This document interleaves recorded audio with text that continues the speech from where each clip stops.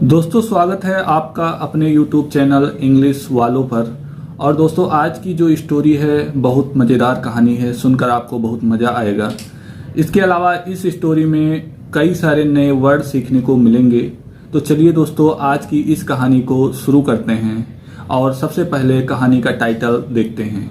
कहानी का टाइटल है द वैन स्टेज। तो दोस्तों ये इस कहानी का टाइटल है और इस शीर्षक का हिंदी मतलब होगा घमंडी बारहसिंघा। वंस एक बार there was a vain stag, एक घमंडी बारहसिंघा था। वैन स्टेज का मतलब होता है घमंडी बारहसिंघा। तो एक बार एक घमंडी बारहसिंघा था। He would often go to a pond to see his reflection. He would often वह अक्सर जाया करता था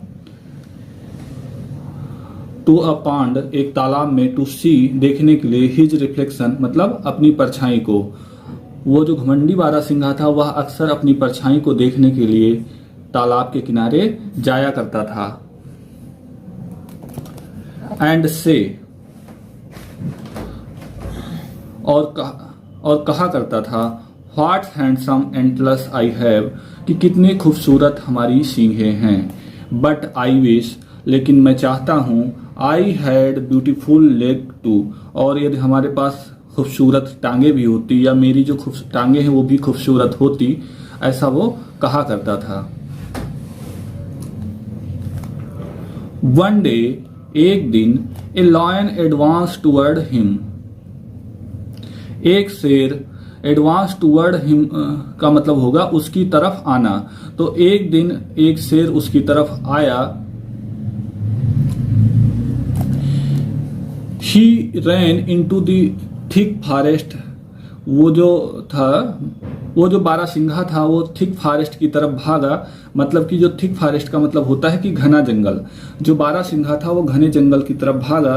एंड हिज एल्ट्रस गॉट कॉच, और उसकी जो सींगें थी वो फंस जाती हैं एमंग द लो ब्रांचेज, मतलब कि जो निचली शाखाएं हैं उन निचली शाखाओं के बीच में, ऑफ द ट्रीज मतलब पेड़ की, मतलब पेड़ की निचली शाखाओं में फंस जाती हैं। ही रियलाइज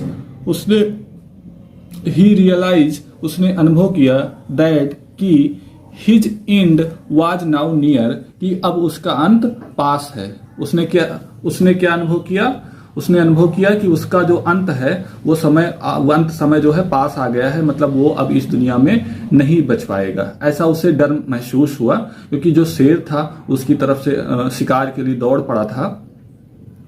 तो आगे क्या होता है? And curse his antlers for that, जो एंटलर्स थी मतलब जो उसकी सींगें थी उसको कोसता है, और उसको मतलब कि कोसता है कि मतलब यदि ये सींगें ना फंसी होती तो मैं बच जाता, मतलब हमें ये दिक्कत का सामना नहीं करना पड़ता, इसलिए वो अपनी सींगों को कोसता है। ठीक है दोस्तों कहानी बहुत ही मजेदार है। और चलिए आगे देखते हैं इस पैराग्राफ में आगे क्या बताया गया है और इस कहानी में आगे क्या होता है। Finally with the help of his strong legs,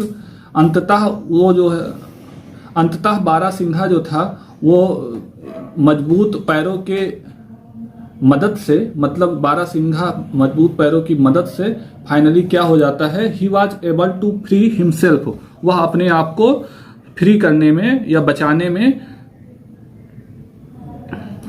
able होता है, मतलब सक्षम हो जाता है।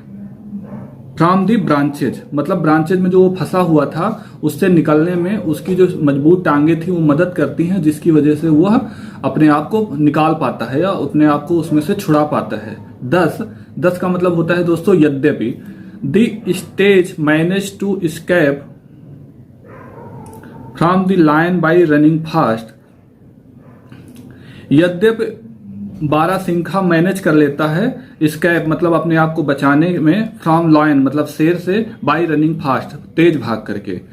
जो बारहसिंघा होता है वो तेज भाग करके अपने आप को शेर से बचाने में सफल होता है।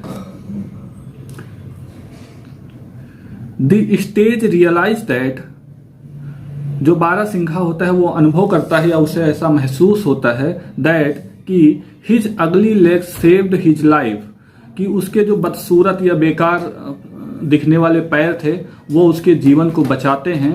While he antlers could have been the cause of his death, जबकि जो उसकी खूबसूरत सींगें थी वो सींगों की वजह से वो उसकी मृत्यु हो सकती थी या वो आज शेर का शिकार बन सकता था। ठीक है, मतलब कि जो वो सींगें थी वो उसके लिए बुरी साबित हो गई और जो उसके जो बदसूरत पैर थे वो उसके लिए वरदान साबित हो गए। मतलब कि जो है वो उसे भागने में और उसे फंसी हुई ब्रांचेस से अपने आप को छुड़ाने में मदद किया है। तो ऐसे में क्या वो सोचता है, never again did he think, never again did he think, इसके बाद वह ये कभी नहीं सोचेगा दैट कि हिज लेग्स वेयर अगली, कि उसके जो पैर हैं वो बदसूरत हैं। इसके बाद से वो अब ऐसा कभी नहीं सोचेगा कि उसके जो पैर हैं वो बदसूरत हैं। ठीक है दोस्तों इस कहानी की मोरल ऑफ द स्टोरी क्या है, चलिए देख लेते हैं। One should not gloat over physical beauty. One should का मतलब होता है किसी को भी नहीं, वन शुड नॉट का मतलब होता है किसी को भी नहीं ग्लॉट ओवर फिजिकल ब्यूटी। ग्लॉट मतलब खुश होना होता है या फिर घमंड करना होता है या खुशी में घमंड करना होता है। तो यहां पर पूरी लाइन का मतलब ये होगा, one should not gloat over physical beauty, मतलब किसी को भी अपनी शारीरिक सुंदरता पर घमंड नहीं करना चाहिए। दोस्तों यहां पर देख सकते हो पिक्चर में कुछ इस प्रकार से दिखाया गया है।